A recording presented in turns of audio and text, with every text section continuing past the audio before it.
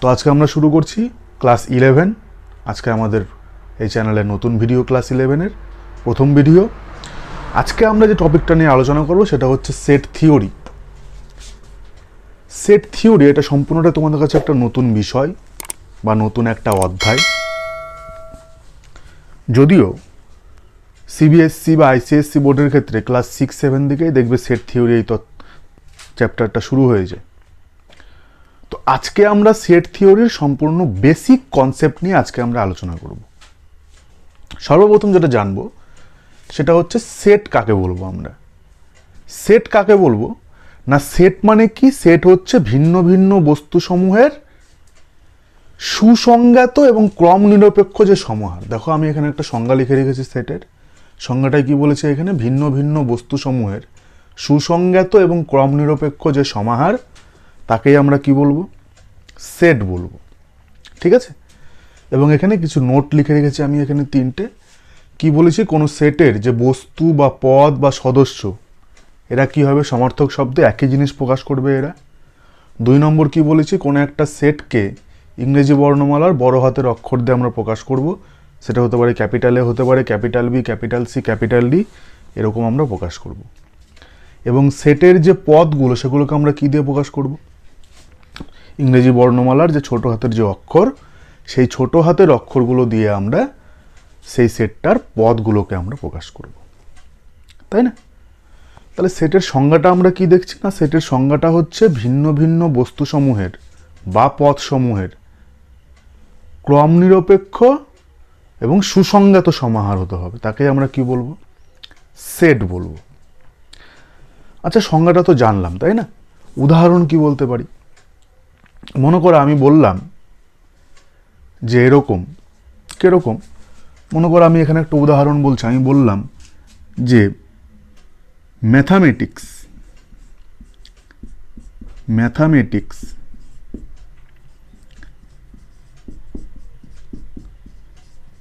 এই শব্দটার অক্ষরগুলো নিয়ে একটা সেট গঠন করতে বললাম।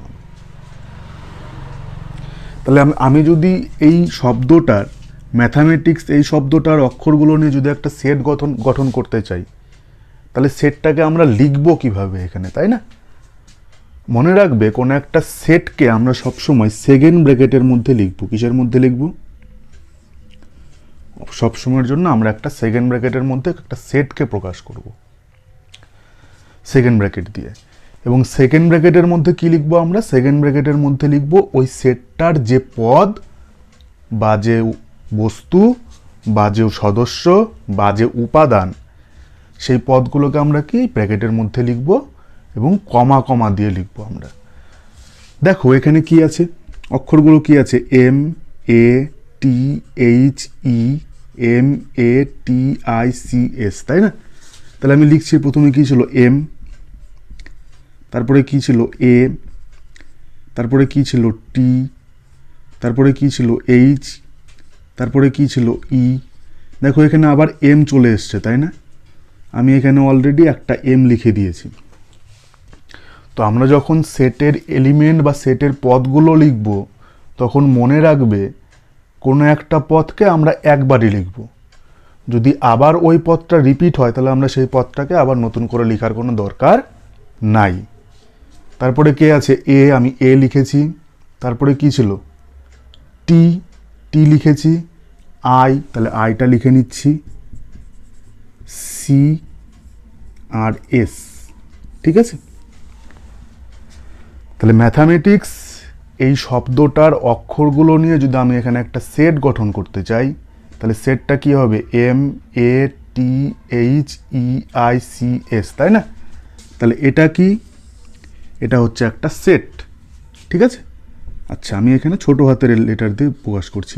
M A T H E I C S.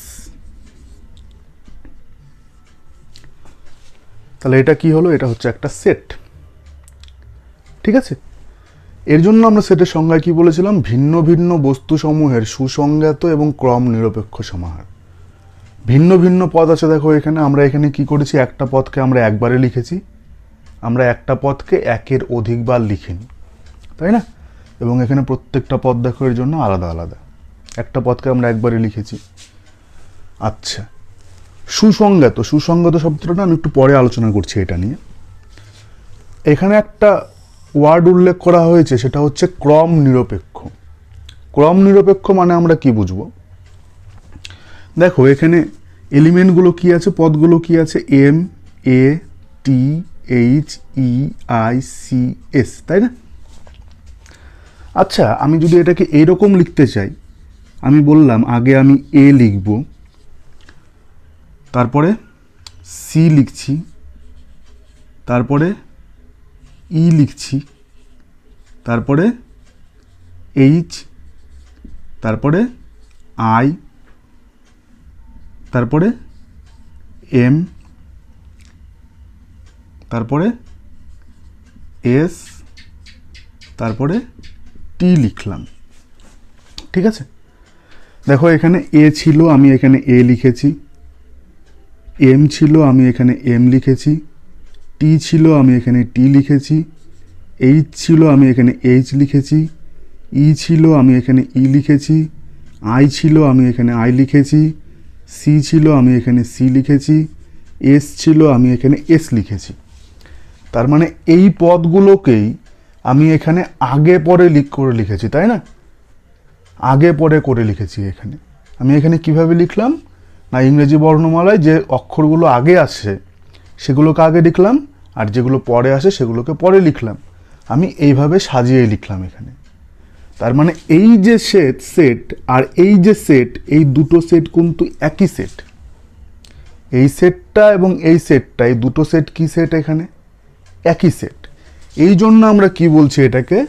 আমরা বলছি এই সেট কি হয়? ক্রম নিরপেক্ষ হয়। কি হয় এটা? ক্রম নিরপেক্ষ। এবং এদের যে সমাহারটা আমরা এখানে পাচ্ছি, এটাই কি? এটাই হচ্ছে একটা সেট। সাপোজ আমি এটাকে নাম দিচ্ছি এ, তাহলে এখানে এ সেটটা হচ্ছে কি? এ একটা সেট যার পদগুলো কি কি এখানে? যার পদগুলো হচ্ছে A, C, E, H, I, M, S, T. এগুলো সব কি? এগুলো সব হচ্ছে এই সেটের কতগুলো পদ। বুঝতে পেরেছি এটা? ঠিক আছে, নেক্সট দেখো, মনে করো আমি বললাম এরকম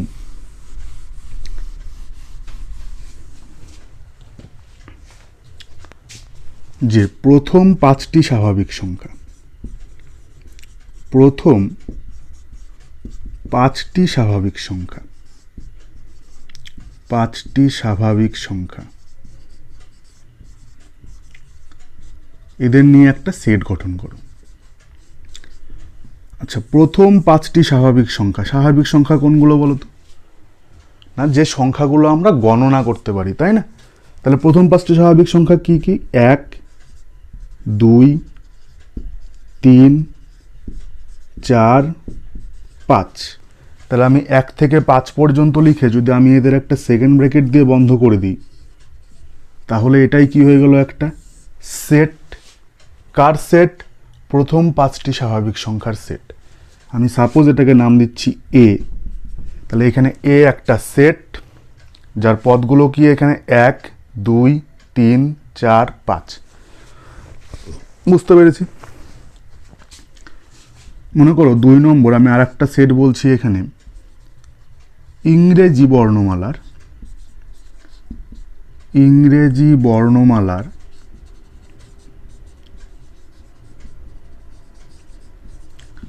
স্বরবর্ণগুলো নিয়ে একটা সেট গঠন করো। ইংরেজি বর্ণমালার স্বরবর্ণগুলি নিয়ে একটা সেট গঠন করো। স্বরবর্ণ মানে কি? ভাওয়েলগুলো নিয়ে, তাই না? দেখো ইংরেজি বর্ণমালায় ভাওয়েল কি কি আছে? 5টি vowel, A, E, I, O, U. তাহলে এই ভাওয়েলগুলো লিখে যদি আমি এদের একটা সেকেন্ড ব্র্যাকেট দিয়ে বন্ধ করে দিই, তাহলে এটাই কি হয়ে গেল? একটা সেট। কার সেট? ইংরেজি বর্ণমালার যে স্বরবর্ণ, সেই স্বরবর্ণগুলো নিয়ে আমি একটা এখানে সেট গঠন করলাম। ধরে নিচ্ছি আমি এটাকে নাম দিলাম বি। কি নাম দিলাম এটাকে? বি।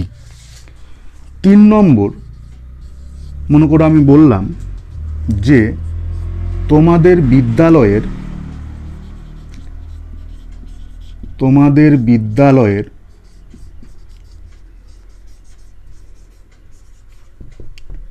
ভালো ছাত্রদের একটা সেট গঠন করো। তোমাদের বিদ্যালয়ের যারা ভালো ছাত্র তাদের নিয়ে একটা সেট গঠন করো। আচ্ছা, তাহলে এই সেটের এলিমেন্টগুলো কে কে হবে? মনে করো তোমাদের ক্লাসে একদিন কোনো একজন স্যার এসে বললেন, মনে করো কোনো একজন স্টুডেন্টকে দাঁড় করিয়ে দিয়ে বললেন যে বল তোদের এই ক্লাসে ভালো ছাত্র কে কে আছে বল। এখন মনে করো সেই ছেলেটা ভাবছে যে আমি আমার কয়েকটা বন্ধুর নাম বলে দিই। মনে করো কয়েকটা বন্ধুর নাম বলে দিল, রাম, শ্যাম, যদু, মধু। ঠিক আছে? তো এখন আরেকটা স্টুডেন্টকে দাঁড় করালো, তাকে জিজ্ঞাসা করলো বল এই ক্লাসের 5 জন বা 6 জন বা তোর ইচ্ছা মতন কয়েকজন ভালো ছাত্রছাত্রীর নাম বল। এখন সে কি করলো? সে তার 5 জন বন্ধুর নাম বলে দিল। দেখা গেল আগের বন্ধুটা যে 5 জন ছাত্রের নাম বলেছিল, পরের বন্ধুটা ঠিক অন্য 5টা ছাত্রের নাম বলে দিল। তাহলে কি হলো এখানে? তাহলে তা আলাদা আলাদা হয়ে যাচ্ছে, তাই না? তাহলে কি আমরা এখানে সেট গঠন করতে পারছি? তাহলে তো পদগুলো আলাদা হয়ে যাচ্ছে, তাই না? দেখো এখানে যে শব্দটা বলেছে ভালো ছাত্র, কি বলা আছে শব্দটা? ভালো ছাত্র। দেখো এই যে বৈশিষ্ট্যটা, এর কিন্তু কোনো নির্দিষ্ট মিনিং নেই, এখানে নির্দিষ্ট কোনো অর্থ নেই। কেন অর্থ নেই বলছি? কারণ কোনো একটা ছাত্র সে কোন বিষয়ের জন্য ভালো হবে বা কোন গুণের জন্য ভালো হবে বা কোন বৈশিষ্ট্যের জন্য ভালো হবে, সেটা এখানে উল্লেখ করে বলা নেই। যেই কারণে কি হচ্ছিল, প্রথম বন্ধু তার ইচ্ছা মতন তার 5টা বন্ধুর নাম বলে দিয়েছিল, অপর বন্ধু তার ইচ্ছা মতন অপর 5টা বন্ধুর নাম বলে দিয়েছিল, তাই না? যদি এখানে উল্লেখ করে বলা থাকতো বৈশিষ্ট্য যে অমুক বৈশিষ্ট্যের জন্য ভালো, তাহলে নির্দিষ্ট করে ছাত্রদের উল্লেখ করে বলা যেত, তাই না? তার মানে আমাদের এখানে যে স্টেটমেন্টটা এখানে বলে দিয়েছে, এটা কিন্তু কোনো একটা নির্দিষ্ট অর্থ বহন করছে না। তার মানে কি? তার মানে আমাদের এই যে বিবৃতিটা, এটা কিন্তু কোনো সুসংজ্ঞাত নয়। কি নয়? আমরা তখন এটাকে বলবো এটা কি? এটা সুসংজ্ঞাত নয়। কি নয়? এই বিবৃতি পাঠটুকুটা এটা কোনো সুসংজ্ঞাত নয়। আর যদি এই বিবৃতিটা কোনো সুসংজ্ঞাত না হয়, তাহলে আমরা এই বিবৃতি দিয়ে বা এই স্টেটমেন্ট দিয়ে কোনো সেট গঠন করতে পারবো না। বোঝাতে পেরেছি?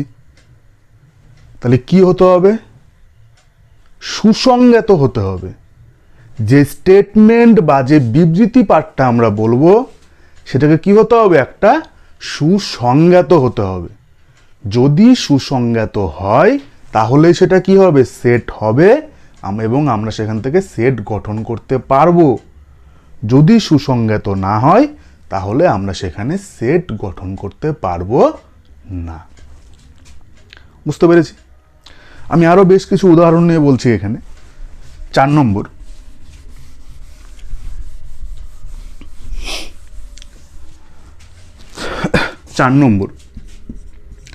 মনে করো আমি বললাম যে সপ্তাহের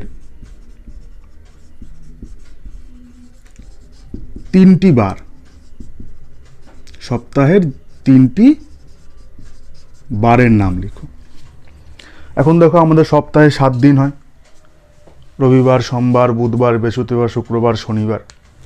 এখানে কি বলেছে? সপ্তাহের যে কোনো 3টি বারের নাম লিখতে বলেছে, তাই না? বলছে সপ্তাহের যে কোনো 3টি বার নিয়ে একটা সেট গঠন করো। মনে করো আমি কাউকে জিজ্ঞাসা করলাম, সে বললো রবিবার, সোমবার, মঙ্গলবার, 3টি বার। ইচ্ছা মতন পরপর বলে দিয়েছে রবিবার, সোমবার, মঙ্গলবার। আমি আরেকজনকে জিজ্ঞাসা করলাম যে কোনো একটা সপ্তাহের 3টে বারের নাম বলতো। মনে করো সে বলল যে শনিবার, রবিবার, সোমবার। তার মানে কি? এই যে স্টেটমেন্টটা এখানে বলা আছে, এখানে উল্লেখ করে বলা নাই যে কোন 3টি বার, সপ্তাহের প্রথম 3টি বার, শেষ 3টি বার, নাকি অমুক বারের পর থেকে তারপরের 3টি বার, তাই না? তার মানে আমাদের এই যে স্টেটমেন্ট এটা কিন্তু সুসংজ্ঞাত নয়। সুতরাং এই যে স্টেটমেন্ট বা এই যে বিবৃতি এটা কিন্তু সেট গঠন করতে পারবে না, সেট গঠন করতে পারবে না। কেন? কারণ এটা সুসংজ্ঞাত নয়, সুসংজ্ঞাত নয়। বুঝতে পেরেছি এটা? এখন মনে করো আমি আর একটা এক্সাম্পল নিচ্ছি এখানে 5 নম্বর, যে 1 ও 2 এর মধ্যবর্তী স্বাভাবিক সংখ্যা, মধ্যবর্তী স্বাভাবিক সংখ্যা, মধ্যবর্তী স্বাভাবিক সংখ্যা নিয়ে একটা সেট গঠন করতে বলেছে। ঠিক আছে, দেখো স্বাভাবিক সংখ্যা মানে কি? স্বাভাবিক সংখ্যা মানে আমরা জানি 1 2 3 4 এরকম হয়, তাই না? যদি একটা নাম্বার লাইন দিয়ে বলি, আমি ধরে নিচ্ছি এটা হচ্ছে একটা নাম্বার লাইন, এটা 0।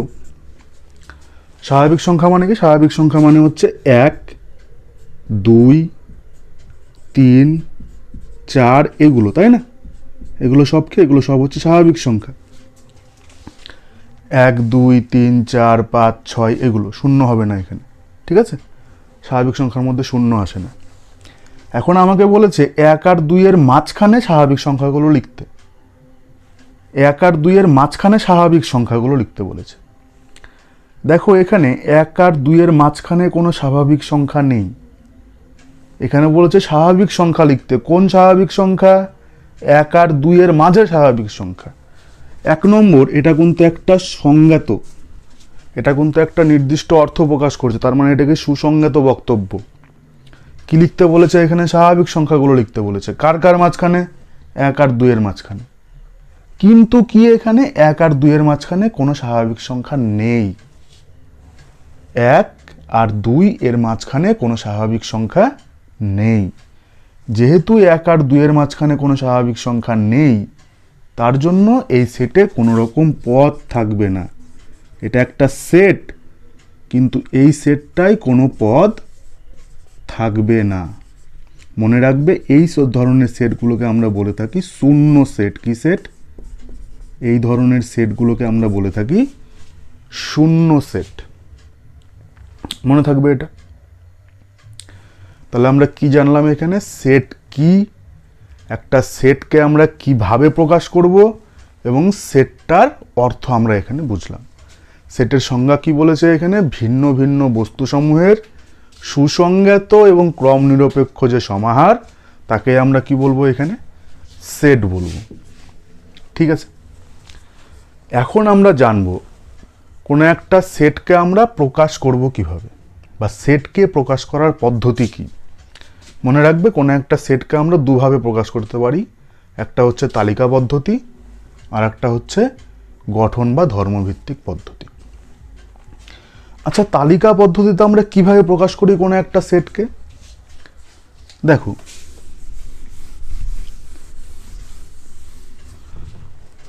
তালিকা পদ্ধতি,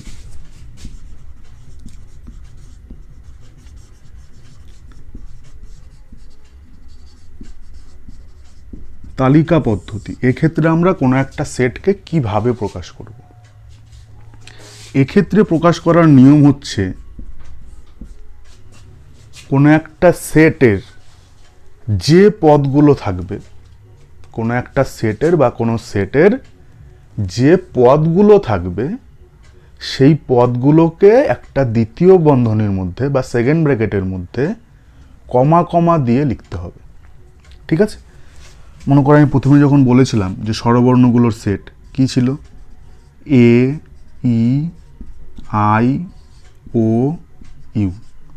আমি যদি এগুলোকে কমা কমা দিয়ে লিখে সেকেন্ড ব্র্যাকেট দিয়ে যদি আমি এটাকে বন্ধ করে দিই, তাহলে এখানে যে সেটটা আমরা লিখলাম এটাই হচ্ছে তালিকা পদ্ধতি। কি পদ্ধতি? এটাই হচ্ছে আমাদের এখানে তালিকা পদ্ধতি। বুঝতে পেরেছি এটা? একই রকম মনে করো আমি বললাম 2 নম্বর, আচ্ছা আমি এটাকে নাম দিচ্ছি এ। পরের সেটটা মনে করো আমি বলছি প্রথম 5টি স্বাভাবিক সংখ্যা, তাহলে কি হবে 1 2 3 4 5, কমা কমা দিয়ে লিখলাম। তাহলে এটাই কি হবে, এটাই হচ্ছে তালিকাবদ্ধ পদ্ধতিতে বা তালিকা পদ্ধতিতে প্রকাশ কোনো একটা সেটের। সেটটা কি ছিল, প্রথম 5টি স্বাভাবিক সংখ্যা। তাহলে প্রথম 5টি স্বাভাবিক সংখ্যার এলিমেন্টগুলো কি কি হয়, পদগুলো কি কি হয়, 1 2 3 4 5। তাহলে এটা হচ্ছে একটা সেট। কোন পদ্ধতিতে লেখা হয়েছে, এটা তালিকা পদ্ধতিতে লেখা হয়েছে। ঠিক আছে, নেক্সট আমরা শিখব গঠন ভিত্তিক পদ্ধতি বা ধর্মভিত্তিক পদ্ধতি। ধর্মভিত্তিক পদ্ধতি, ধর্মভিত্তিক পদ্ধতি। আচ্ছা কিভাবে লিখবো এই পদ্ধতিতে, কোনো একটা সেটের যে পদগুলো, কোনো একটা সেটের যে পদগুলো থাকবে তারা যে ধর্ম বা যে বৈশিষ্ট্য মেনে চলবে, সেই ধর্ম বা সেই বৈশিষ্ট্যের সাহায্যে যদি আমি কোনো একটা সেটকে প্রকাশ করি, তাহলে যে পদ্ধতিতে প্রকাশ করব সেটাকে আমরা কি বলবো, সেটাই হচ্ছে ধর্মভিত্তিক পদ্ধতি। কিভাবে লেখা হয় এটা, এটাই আমি মনে করো লিখছি এ সেটটাকেই। আমি এ সেটে কি লিখেছিলাম, স্বরবর্ণগুলো লিখেছিলাম, তাই না? ইংরেজি বর্ণমালার যেগুলো স্বরবর্ণ সেগুলো লিখেছিলাম, এ ই আই ও ইউ। তাহলে এখানে কিভাবে লিখবো আমরা, তাহলে যখন আমরা ধর্মভিত্তিক পদ্ধতিতে এই সেটটাকে প্রকাশ করব, স্বরবর্ণগুলোকে প্রকাশ করব, তখন কিভাবে লিখব, এই পদগুলোকে প্রকাশ করার জন্য প্রথমে আমরা একটা সাংকেতিক চিহ্ন ব্যবহার করব। এখানে কি ব্যবহার করব, প্রথমে একটা সাংকেতিক চিহ্ন, সেটা হতে পারে এক্স ওয়াই জেড। তার মানে ইংরেজি বর্ণমালার যে ছোট হাতের লেটারগুলো আছে সাধারণত সেগুলোকে আমরা সাংকেতিক চিহ্ন হিসাবে ব্যবহার করব। ধরে নিচ্ছি আমি এখানে এক্স ব্যবহার করলাম। ঠিক আছে, এই সাংকেতিক চিহ্ন দেওয়ার পর আমরা এখানে একটা কোলন চিহ্ন দিব। কি চিহ্ন, কোলন, দুটো ডট। তারপরে কি লিখবো আমরা, যে ধর্ম বা যে বৈশিষ্ট্যটা মেনে চলছে এখানে পদগুলো, সেই বৈশিষ্ট্যটা লিখবো এখানে। তাহলে এক্স কেমন হবে, এখানে এক্স ইংরেজি বর্ণমালার স্বরবর্ণগুলো, তাই না? ইংরেজি বর্ণমালার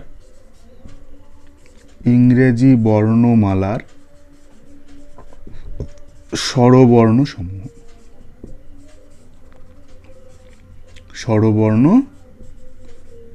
সমূহ, তাহলে ইংরেজি বর্ণমালার স্বরবর্ণগুলো নিয়ে যে সেট, সেটা হচ্ছে এ সেট। এটাকে পড়বো কিভাবে আমরা, এটাকে পড়বো এরকম, এক্স, এই কোলন চিহ্নটাকে আমরা বলবো এখানে সাজ ড্যাট বা এরূপ যে। কিরকম, এক্সটা হচ্ছে ইংরেজি বর্ণমালার স্বরবর্ণ সমূহ।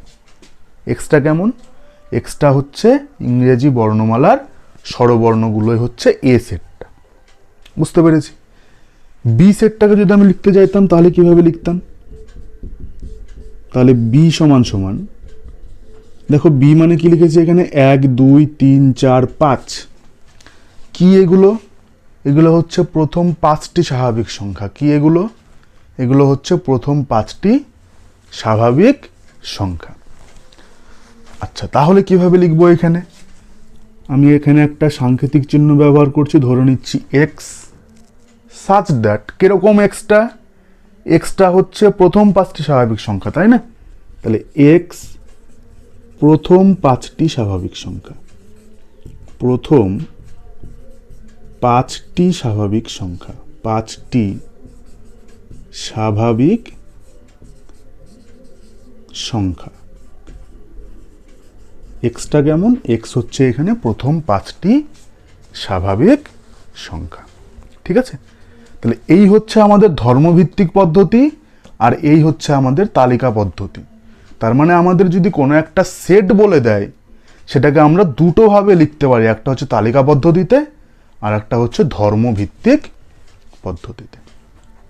ঠিক আছে, আচ্ছা আর একটা জিনিস জানবো এখানে, সেটা হচ্ছে কোনো একটা পদ যদি কোনো একটা সেটের যদি অন্তর্ভুক্ত হয়, বা যদি কোনো একটা সেটের মধ্যে থাকে, তাহলে সেই পথটাকে আমরা কিভাবে লিখব, বা সেই পথটা যে সেই সেটের মধ্যে আছে সেটাকে আমরা ম্যাথামেটিক্যালি কিভাবে দেখাবো সেটা আমরা এখন শিখব।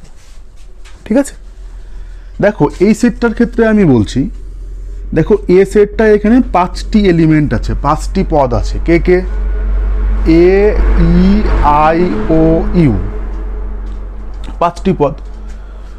ধরে নিচ্ছি আমি এখানে একটা এলিমেন্ট নিয়ে নিচ্ছি এ। তাহলে এ সেট পদটা এ সেটে আছে। এ পদটা কি আছে এখানে? এ সেটে আছে। আচ্ছা, এ পদটা যেহেতু এখানে এ সেটে আছে, এটাকে আমরা ম্যাথামেটিক্যালি এইভাবে রিপ্রেজেন্ট করি, এইভাবে প্রকাশ করি আমরা, এক্স, একটা গ্রিক সিম্বল ব্যবহার করি এখানে, এপসাইলন। তাহলে এক্স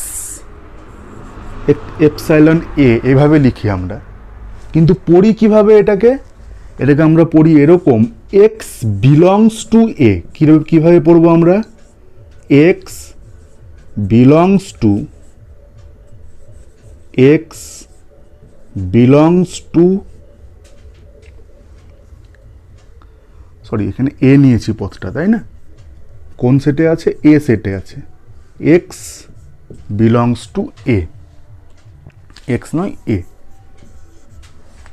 এ পথটা এ সেটে আছে, তার মানে কি স্মল এ, এই যে পথটা বিলং করছে কোথায়? এ সেটটাই বিলং করছে। ঠিক আছে, আমরা এটাকে এইভাবে প্রকাশ করে থাকি। আচ্ছা, আমি যদি বলতাম যে বি এই পথটা কি এ সেটটায় আছে? দেখো বি এই পথটা এ সেটের মধ্যে নেই, তাই না? তাহলে আমি বলতে পারি বি পদ এ সেটে নেই, বি পদ এ সেটে নেই। আচ্ছা, যদি এই পথটা এ সেটটায় না থাকে তাহলে কিভাবে লিখব? এটাকে আমরা প্রকাশ করব বি এপসাইলন চিহ্ন দিয়ে আমরা এটাকে কেটে দিব। কি করব? এপসাইলন চিহ্ন দিয়ে আমরা এটাকে কেটে দিব। কেটে দিয়ে এ কোন সেটে নেই? এ সেটে নেই। পড়ব কিভাবে এটাকে? এটাকে আমরা বলবো B does not belongs to, B does not belongs two,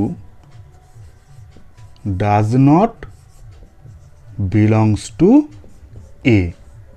তাহলে এ সেট, এই বি পথটা এ সেটটাই বিলং করছে না, এ সেটটাই বি পথটা নেই বা বি এলিমেন্টটা নেই। কিভাবে লিখবো এটাকে? B does not belongs to, epsilon চিহ্ন দিয়ে কেটে দেবো এটাকে। ঠিক আছে, কিভাবে পড়বো এটাকে? B does not belongs to A. ঠিক আছে, তাহলে এই হচ্ছে আমাদের আজকের কনসেপ্ট। আজকের ভিডিওতে আমরা এই পর্যন্ত শিখলাম। কি কি শিখলাম? সেট কাকে বলে, সেট কিভাবে লেখা হয়, সেটকে আমরা কিভাবে প্রকাশ করি, দুটো পদ্ধতি শিখলাম এখানে। একটা হচ্ছে তালিকা পদ্ধতি আর একটা হচ্ছে ধর্মভিত্তিক পদ্ধতি। ঠিক আছে, এবং কি শিখলাম? কোনো একটা পদ যদি কোনো একটা সেটের অন্তর্ভুক্ত হয় বা কোনো একটা সেটের মধ্যে থাকে তাহলে সেটাকে আমরা কিভাবে প্রকাশ করব, এবং কোনো একটা পদ যদি ওই সেটটার মধ্যে না থাকে তাহলে সেটাকে আমরা কিভাবে প্রকাশ করব সেটা আমরা আজকের এই ভিডিওতে শিখলাম। এটা হচ্ছে আমাদের সেট থিওরির মূল বেসিক পার্ট। ঠিক আছে, মূল বেসিক পার্ট হচ্ছে আমাদের এটা।